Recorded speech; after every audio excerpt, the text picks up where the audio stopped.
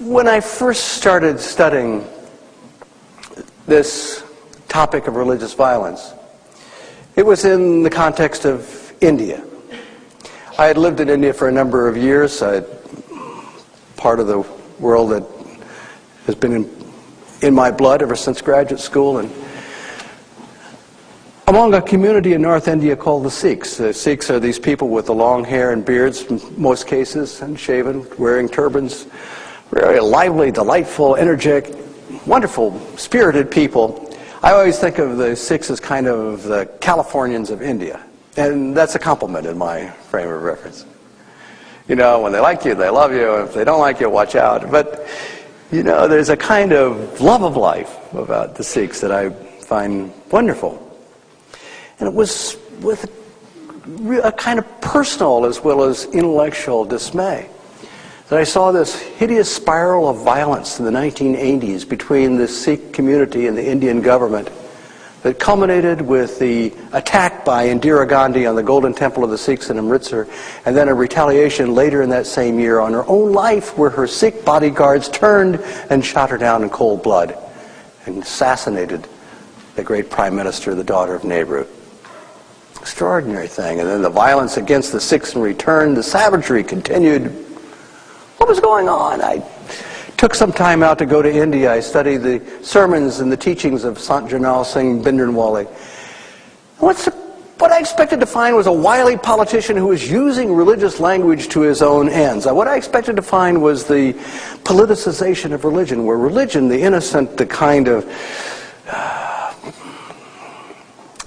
peaceful vision of human life had been captured by wily politicians for their own purpose. So I listened to these speeches, and I talked with many of the followers of Bhinderanwale. And what I discovered was really quite something different. Bhinderanwale was really kind of a local preacher, a village preacher who'd come and taken up shop in the Damdani Taxil, a religious ashram, a religious center, and then to the Golden Temple. And when he spoke, this was no glossy, sophisticated, smooth-talking salesman. He was a kind of, in some ways, rambling, mumbling village preacher, but with an extraordinary conviction and a depth of concern. And he'd look out over the crowd, mostly young men, Sikh men, who had trimmed their beards and were wearing slick pants and pointy shoes, and he'd look at them and say, "You have failed.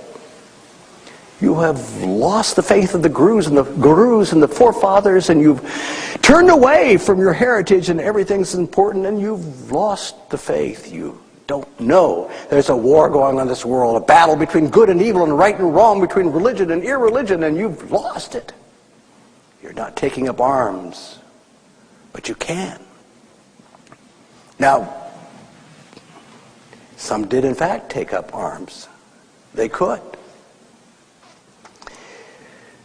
I met with some of these young men. I remember one time in Delhi at one of the main gurdwaras, I arranged to meet with some of the revolutionaries, and it was in a dark room, and they came in, they filed in one by one. Faces were hidden, were covered, so their identities would not be disclosed until they got into the room, and then they took their bandanas off, and my heart just sank, because there they are, these 19-year-old kids. They could have been any of the students that I had when I taught at Punjab University. Just fresh, full of life. They should be out playing soccer or sports. They should be contesting for some kind of athletic trophy. But there they were, fighting, revolutionaries, with guns, and they spoke with a kind of passion. I knew that their lives were on the line. And most of them, maybe all of them that I talked with, would not live out that year. They said, "You could ask anything you want to. Anything you want." They speak pretty good English. I spoke some Hindi, some Punjabi. And I said, "Just why?" And they knew what I meant. And they couldn't answer. They said, "Well, there are times," he said, that you have to fight. When your faith is on the line, and you have to fight." You know, in a funny way, I knew exactly what they meant. And it's not that I've been a Sikh revolutionary myself. It's not that I've been any kind of revolutionary, although Lord knows I've been through, the battles of the civil rights movement, the anti-war movement. In many cases, it was because of my own religiosity, my own commitments to religion that made me feel that there were great issues that one should be called upon to engage in and struggle in.